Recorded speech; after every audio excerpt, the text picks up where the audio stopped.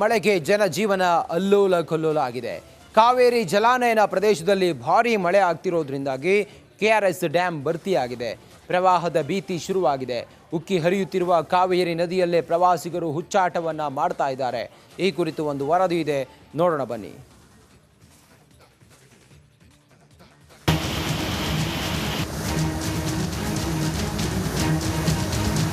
ಮೈಸೂರು ಭಾಗದ ಜೀವನಾಡಿ ಕೆಆರ್ಎಸ್ ಜಲಾಶಯ ಸಂಪೂರ್ಣ ಭರ್ತಿಯಾಗಿದ್ದು 50,000 ಕ್ಯೂಸೆಕ್ ಅಧಿಕ ಪ್ರಮಾಣದ ನೀರನ್ನ ಕಾವೇರಿ ನದಿಗೆ ಬಿಡಲಾಗಿದೆ. ಪರಿಣಾಮ ಕಾವೇರಿ ನದಿ ಮೈದುಂಬಿ ಹರಿತಾ ಇದೆ. ದೃಶ್ಯದಲ್ಲಿ ಗಮನಿಸಬಹುದು.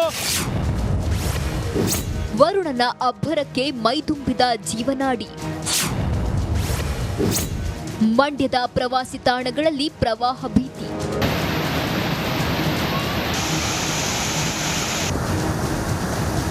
ರಾಜ್ಯದಲ್ಲಿ ವರುಣ ದೇವ ಅಬ್ಬರಿಸಿ ಬೊಬ್ಬಿರಿಯುತ್ತಿದ್ದಾನೆ.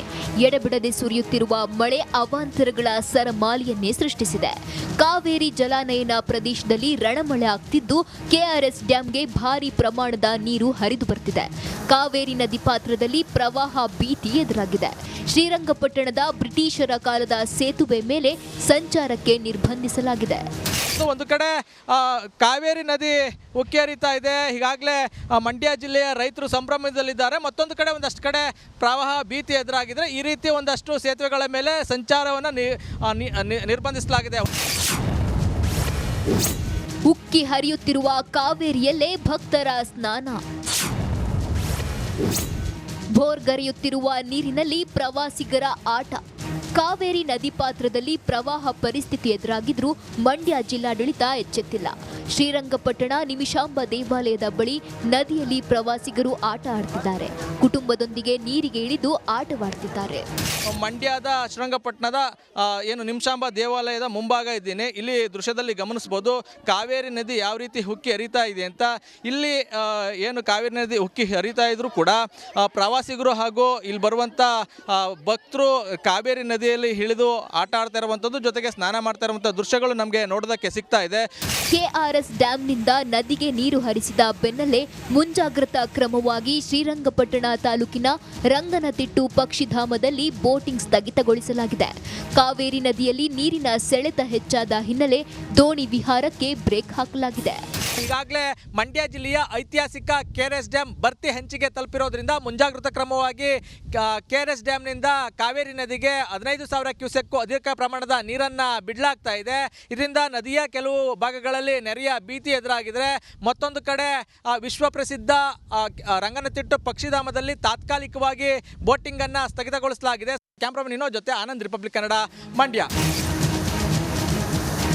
ಉದ್ಯೋಗ ಮೀಸಲಾತಿ ವಿರುದ್ಧ ಅಭಿಪ್ರಾಯವನ್ನ ಬಯೋಕಾನ್ ಸಂಸ್ಥೆ ವಿರುದ್ಧ ಕನ್ನಡಿಗರ ವಿರುದ್ಧ ಮೀಸಲಾತಿ ವಿರುದ್ಧ ಕನ್ನಡಿಗರಿಗೆ ಉದ್ಯೋಗದಲ್ಲಿ ಮೀಸಲಾತಿ ವಿರುದ್ಧ ಅಭಿಪ್ರಾಯವನ್ನ ವ್ಯಕ್ತಪಡಿಸಿದ ಕಿರಣ್ ಮಜುಮ್ದಾರ್ ಅವರ ಬಯೋಕಾನ್ ಸಂಸ್ಥೆ ವಿರುದ್ಧ ಈಗ ಜನಾಕ್ರೋಶ ವ್ಯಕ್ತವಾಗಿದೆ. ಸಂಸ್ಥೆಯ ಹೆಸರಿನ ಬೋರ್ಡ್ಗೆ ಕಪ್ಪು ಬಣ್ಣವನ್ನು ಬಳಿದು ಆಕ್ರೋಶವನ್ನ ಹೊರಹಾಕಿದ್ದಾರೆ.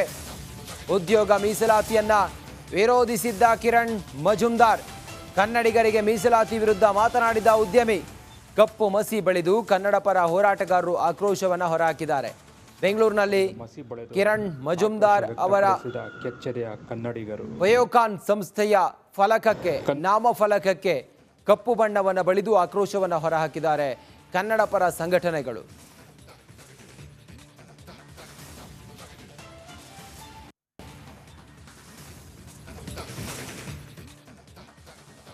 ಶಿರೂರಿನಲ್ಲಿ ಕ್ಷಣಕ್ಕೂ ಕೂಡ ಆತಂಕದ ವಾತಾವರಣ ಮನೆ ಮಾಡಿದೆ.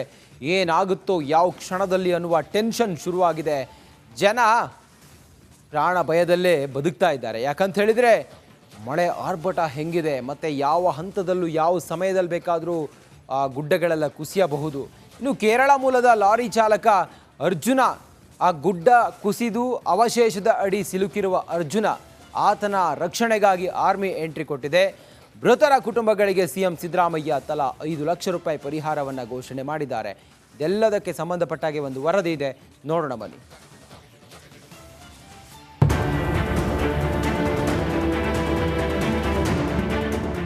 ಶಿರೂರು ಭಾಗದಲ್ಲಿ ಗುಡ್ಡ ಕುಸಿತ ಆದ ಬಳಿಕ ಸಾಕಷ್ಟು ಅವಾಂತರಗಳು ಸೃಷ್ಟಿಯಾಗಿತ್ತು. ಇವತ್ತಿಗೆ 7 ದಿನ ಆಗಿದೆ. ಇನ್ನು ಮಣ್ಣು ತೆರವುಗೊಳಿಸುವಂತ ಕಾರ್ಯಾಚರಣೆ ಮುಂದುವರೆದಿದೆ. ಗುಡ್ಡದ ಮೇಲ್ಭಾಗದಲ್ಲಿ ಮಣ್ಣು ತೆರವುಗೊಳಿಸುತ್ತಿರುವ ಹಿಟಾಚಿ, ಸುಮಾರು 7-8 ಜೆಸಿಬಿಗಳಿಂದ ಮಣ್ಣು ಎತ್ತುವ ಕಾರ್ಯಾಚರಣೆ.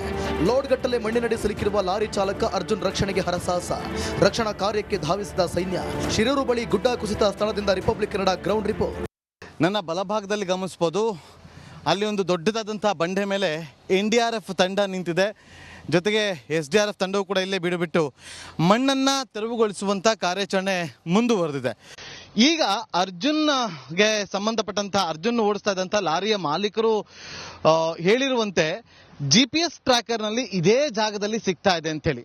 ಸೊ ಹಾಗಾಗಿ ಆ ಒಂದು ಜಾಗದಲ್ಲಿ ಹುಡುಕಾಟ ಮುಂದುವರೆದಿದೆ. ಶಿರೂರಿನಲ್ಲಿ 6ನೇ ದಿನವೂ ಮುಂದುವರೆದ ರಕ್ಷಣಾ ಕಾರ್ಯ. ಮಣ್ಣಿನಡಿ ಸಿಲುಕಿರುವ ಅರ್ಜುನ್ ರಕ್ಷಣೆಗೆ ಹರಸಾಹಸ. ಘಟನಾ ಸ್ಥಳದಿಂದ republic Kannada ground report. Uttara Kannada ಜಿಲ್ಲೆ ಶಿರೂರು ಬಳಿ ಆ ಒಂದು ಗುಡ್ಡ ಕುಸಿದು ಅವಾಂತರಗಳ ಮಾಲೆಯನ್ನೇ ಸೃಷ್ಟಿಸಿದೆ. ಕೆಸರು ಮಿಶ್ರಿತ ಮಣ್ಣಿನ ಅಡಿ ಸಿಲುಕಿರುವ ಕೇರಳ ಮೂಲದ ಚಾಲಕ ಅರ್ಜುನ್ ಪತ್ತೆಗೆ ರಕ್ಷಣಾ ಕಾರ್ಯ ಮುಂದುವರೆದಿದೆ. ಗುಡ್ಡದ ಮೇಲ್ಭಾಗದಲ್ಲೂ ಹಿಟಾಚಿ ಮೂಲಕ ರೆಸ್ಕ್ಯೂ ಆಪರೇಷನ್ ನಡೆಸಲಾಗುತ್ತಿದೆ. ಗಂಗಾವಳಿ ನದಿಯಲ್ಲೂ ಬೋಟ್ ಮೂಲಕ ಸಿಬ್ಬಂದಿ ತೀವ್ರ ಶೋಧ ನಡೆಸುತ್ತಿದ್ದಾರೆ. ಅದು ನೋಡ್ತಾ ಇರ್ಬೋದು, ಗಂಗಾವಳಿ ನದಿ ತೀರದ ಪ್ರದೇಶದಲ್ಲಿ ನಾವಿದ್ದೇವೆ.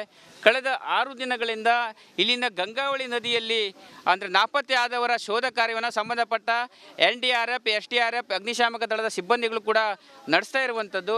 ಬಹಳ ಪ್ರಮುಖವಾಗಿ ಶಿರೂರಿನ ಗುಡ್ಡ ಕುಸಿತದ ನಂತರ ಇಲ್ಲಿ ಹಲವು ಸಾವು ನೋವುಗಳು ಸಂಭವಿಸಿರುವುದೆಂಬ ಶಿರೂರು ಬಳಿ ಗುಡ್ಡ ಕುಸಿದು ದುರಂತದಲ್ಲಿ ನಾಪತ್ತೆಯಾದವರ ಸಂಖ್ಯೆ ಮತ್ತಷ್ಟು ಏರಿಕೆಯಾಗಿದೆ.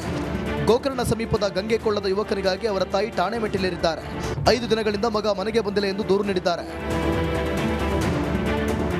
ಅತ್ತ ಲಾರಿ ಚಾಲಕ ಅರ್ಜುನ್ ಮಣ್ಣಿನ ಅಡಿ ಸಿಲುಕಿ ಜೀವನ್ಮರಣ ಹೋರಾಟ ನಡೆಸುತ್ತಿದ್ದಾರೆ. ಇತ್ತ ಗುಡ್ಡ ಕುಸಿತದಿಂದ 7 ದಿನಗಳಿಂದ ಇತರ ಲಾರಿ ಚಾಲಕರು ಗೋಳಾಡುತ್ತಿದ್ದಾರೆ. ಹೇಗಾದರೂ ಮಾಡಿ ನಮ್ಮನ್ನು ಕಳುಹಿಸಿಕೊಡಿ ಅಂತ ಮನವಿ ಮಾಡುತ್ತಿದ್ದಾರೆ.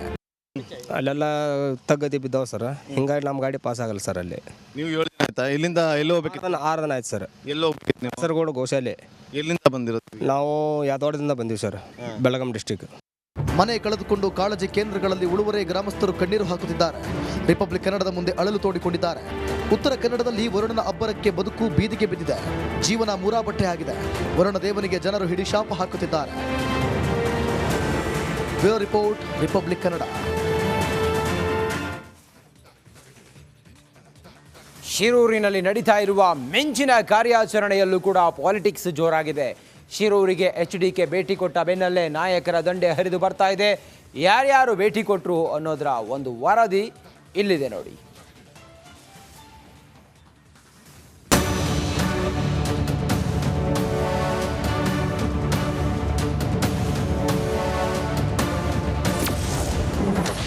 ರಕ್ಷಣಾ ಕಾರ್ಯಾಚರಣೆಗೆ ಆರ್ಮಿ ಎಂಟ್ರಿ. ಗುಡ್ಡ ಕುಸಿತ ಸ್ಥಳದಲ್ಲಿ ನಾಯಕರ ಮುಖ. ಮರಣ ಮಳೆಗೆ ಉತ್ತರ ಕನ್ನಡ ಜಿಲ್ಲೆ ನಲುಗಿ ಹೋಗಿದೆ. ಸತತ ಮಳೆಗಿಂದ ಗುಡ್ಡ ಮಣ್ಣು ಕುಸಿದು ಹಲವರು ಜಲಸಮಾಧಿಯಾಗಿದ್ದಾರೆ. ಇನ್ನು ಮಣ್ಣಿನಡಿ ಸಿಲುಕಿರುವ ಲಾರಿ ಚಾಲಕ ಅರ್ಜುನನಿಗಾಗಿ ಒಂದೆಡೆ ಕಾರ್ಯಾಚರಣೆ ನಡೆಯುತ್ತಿದ್ರೆ, ಇತರ ರಾಜಕೀಯ ನಾಯಕರು ಇಲ್ಲೂ ಪಾಲಿಟಿಕ್ಸ್ ಮಾಡುತ್ತಿದ್ದಾರೆ.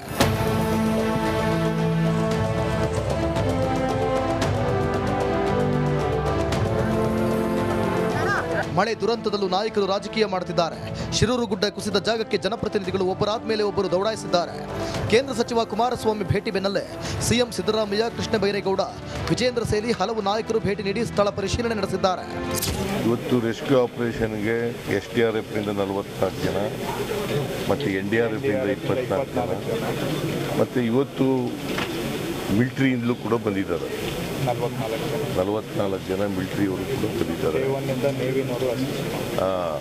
ಅವತ್ತಿನಿಂದ ಇವತ್ತಿನವರಿಗೆ ಕ್ಲಿಯರೆನ್ಸ್ ಮಾಡ್ತಕ್ಕಂಥ ಕೆಲಸ ನಡೀತಾ ಇದೆ. ಗುಡ್ಡ ಕುಸಿದಿರುವ ಜಾಗದಲ್ಲಿ ಸಚಿವ ಕೃಷ್ಣ ಬೈರೇಗೌಡ ಮೊಕ್ಕಾಂ ಹೂಡಿದ್ದಾರೆ. ಇನ್ನು ಸ್ಥಳಕ್ಕೆ ಸಿಎಂ ಸಿದ್ದರಾಮಯ್ಯ ಕೂಡ ಭೇಟಿ ನೀಡಿದ್ದು ಅಧಿಕಾರಿಗಳಿಂದ ಮಾಹಿತಿ ಪಡೆದಿದ್ದಾರೆ. ಇನ್ನು RV ದೇಶಪಾಂಡೆ ಸ್ಥಳಕ್ಕೆ ಭೇಟಿ ಕೊಟ್ಟು ಪರಿಶೀಲನೆ ನಡೆಸಿದ್ರು. ಲಾರಿ ಚಾಲಕ ಅರ್ಜುನ್ ರಕ್ಷಣೆ ಭರದಿಂದ ಸಾಗ್ತಿದೆ. ಚಾಲಕ ಅರ್ಜುನ್ ಬದುಕಿ ಬರಲಿ ಎಂದು ಪ್ರಾರ್ಥಿಸುತ್ತೇನೆ ಎಂದರು. ಪಾಪ ಬದುಕಿದ್ರೆ ಅವ್ರು ಉಳಿಸ್ಬೇಕಲ್ಲ, ಹಾಗಾಗಿ ನೇರವಾಗಿ ಒಂದು ಬಾಡಿ ಎಲ್ಲೇ ಇದೆ ಅಂತ ಅವ್ರು ಏನು ಸರಿಯಾಗಿ ಹೇಳಿದರೆ ತಕ್ಷಣ ಅಧಿಕಾರಿಗಳು ಕ್ರಮ ತಗೊಳ್ಳೋ ಸಾಧ್ಯತೆ. ಈಗ ಸುಮ್ಮನೆ ಮತ್ತು ಅವ್ರು ನೋಡಿ ಈಗ ಹೇಳ್ತಾ ಇದ್ದಾರೆ, ಅವ್ರು ಎಲ್ಲೇ ಹೇಳಿದ್ರು ಅಲ್ಲೇ ನಮ್ಮ ಅವ್ರ GPS ಮುಖಾಂತರ ನಮ್ಮ ಅಧಿಕಾರಿಗಳು ಕೆಲಸ ಮಾಡ್ತಾ ಇದ್ದಾರೆ ಅಂತ. ಇನ್ನು ಶಿರೂರು ಗುಡ್ಡದಲ್ಲೇ ಬೀಡು ಬಿಟ್ಟಿರುವ ಕೇರಳ ಶಾಸಕ ಅಶ್ರಫ್ ಮೊಕ್ಕಾಂ ಕಾರ್ಯಾಚರಣೆಯ ಕ್ಷಣದ ಮಾಹಿತಿ ರವಾನೆ ಮಾಡುತ್ತಿದ್ದಾರೆ. ಕರ್ನಾಟಕ ಸರ್ಕಾರ ಚುರುಕಿನಿಂದ ಕೆಲಸ ಮಾಡುತ್ತಿದೆ. ಮಣ್ಣಿನಡಿ ಸಿಲುಕಿರುವ ಅರ್ಜುನ್ ಬದುಕಿ ಬರಲಿ ಎಂದು ರಿಪಬ್ಲಿಕ್ ಕನ್ನಡಕ್ಕೆ ಹೇಳಿದ್ದಾರೆ. ನಿಜಕ್ಕೂ ನಮ್ಮೆಲ್ಲರ ಪ್ರೇಯರ್ ಏನಂತ ಹೇಳಿದರೆ ಅರ್ಜುನ್ ಅವರು ಜೀವಂತವಾಗಿ ತಿರುಗಿ ಬರಬೇಕು. ಆ ಒಂದು ವಿಶ್ವಾಸ ಇದೆ, ದೇವರು ಕೈ ಬಿಡಲ್ಲ ಅಂತ ಒಂದು ವಿಶ್ವಾಸ. ಶಿರೂರು ಗುಡ್ಡ ಕುಸಿದ ಜಾಗಕ್ಕೆ ಬಿಜೆಪಿ ರಾಜ್ಯಾಧ್ಯಕ್ಷ BY ವಿಜೇಂದ್ರ ಕೂಡ ಭೇಟಿ ಕೊಟ್ಟರು. ಅಧಿಕಾರಿಗಳ ಜೊತೆ ಚರ್ಚೆ ನಡೆಸಿದರು.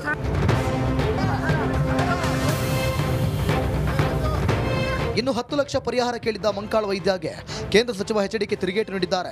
ಅವರು ಕೇಳಿದಷ್ಟು ಪರಿಹಾರ ನೀಡಲು ಸಾಧ್ಯವಿಲ್ಲ ಎಂದಿದ್ದಾರೆ. 10 ಲಕ್ಷ ಕೊಟ್ಟಿದ್ದು ನಾವು ಎಲ್ಲೂ ಕೇಳೇ ಇಲ್ಲ, ನಾವು ಮನೆ ಬಿದ್ದೋದಂಥವ್ರಿಗೆ ಅಂತ ಅಂದ್ಬಿಟ್ಟು ನೆನ್ನೆ ಒಂದು ಹೇಳಿಕೆ ಕೊಟ್ಟಿದ್ದಾರೆ. ಬಹುಶಃ ಅವ್ರಿಗೆ ಏನಾದರೂ ಸಮಯ ಸಿಕ್ಕಿದ್ರೆ ಕೊಡಗು ಹೋಗಿ ನನ್ನ ಕಾಲದಲ್ಲಿ ತೆಗೆದುಕೊಂಡು ನಿರ್ಧಾರ ಇದೆಯಲ್ಲ, 1,000 ಮನೆಗಳನ್ನು 10 ಲಕ್ಷ ರೂಪಾಯಿ ವೆಚ್ಚದಲ್ಲಿ ಕಟ್ಟಿರ್ತಕ್ಕಂಥದ್ದು ಅಷ್ಟೇ ಅಲ್ಲ, 1 ಲಕ್ಷ ರೂಪಾಯಿಗಳನ್ನು ಪರಿಹಾರ ಕೊಟ್ಟಿದ್ದೇವೆ.